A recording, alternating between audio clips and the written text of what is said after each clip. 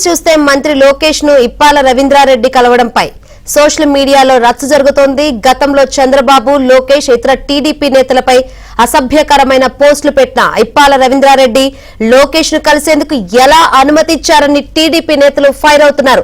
సిస్కోతో AP ప్రభుత్వం ఒప్పందం చేసింది.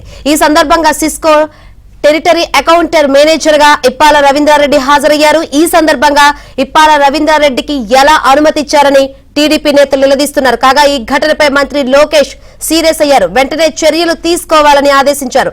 సిస్కో చేపట్టే ప్రాజెక్టులో ఇప్పాల రవీంద్రారెడ్డిని పక్కన పెట్టాలని లోకేష్ కార్యాలయం లేఖ రాసింది.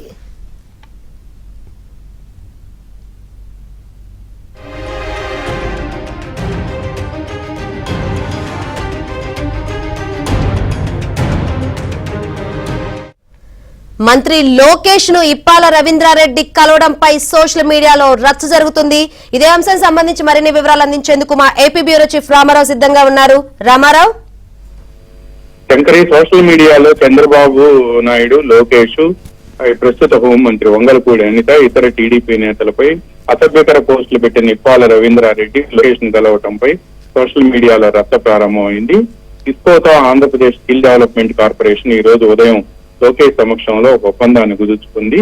ఐటీతో పాటు ఇతర వృత్తి విద్యా కోర్సుల్లో నైపుణ్యాభివృద్ధి కోసం ఈ ఒప్పందం దోహదం చేస్తుంది. సుమారు లక్షల మందికి ఈ ఒప్పందం ద్వారా నైపుణ్యాభివృద్ధిలో శిక్షణ ఇవ్వచ్చు అని చెప్పి అందులో పేర్కొన్నారు.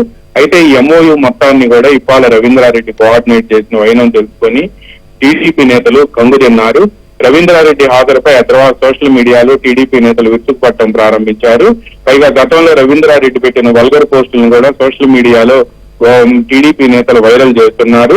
అయితే ఇతన్ని లోకేష్ ను కలిసేందుకు ఎలా రానిచ్చారు అని చెప్పి కూడా టీడీపీ నేతలు సోషల్ మీడియాలో నిలదీయటం ప్రారంభించారు. ఈ విషయం తెలుసుకుని కలెక్టర్ కాన్ఫరెన్స్ లో ఉన్న లోకేష్ సీరియస్ అయ్యారు. పేషీ సిబ్బందిపై కూడా ఆయన ఆగ్రహం వ్యక్తం చేశారు. వెంటనే తగిన చర్యలు తీసుకోవాలని కూడా లోకేష్ ఆదేశాలు జారీ చేశారు. సిస్కో దీంతో లోకేష్ పేషీ నుంచి సిస్కోకి ఘాటు యాజమాన్యానికి ఘాటుగా లేఖ రాశారు. సోషల్ మీడియాలో ఇప్పాల రవీంద్రారెడ్డి తమ పార్టీ నాయకత్వం నేతలపై పెట్టిన పోస్టుల గురించి లోకేష్ ఓఎస్డీ సిస్కో యాజమాన్యానికి రాసిన లేఖలో పేర్కొన్నారు.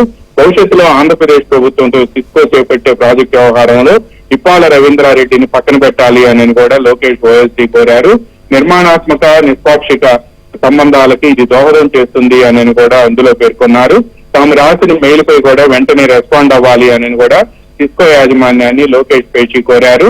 అయితే గతంలో ఆయన పెట్టిన పోస్టులన్నీ కూడా ఈ వల్గర్ పోస్టులు అని కూడా తెలుగుదేశం పార్టీకి సంబంధించిన సోషల్ మీడియా కార్యకర్తలు సోషల్ మీడియాలో పోస్టులు పెట్టి కింద కామెంట్లు పెడుతున్నారు.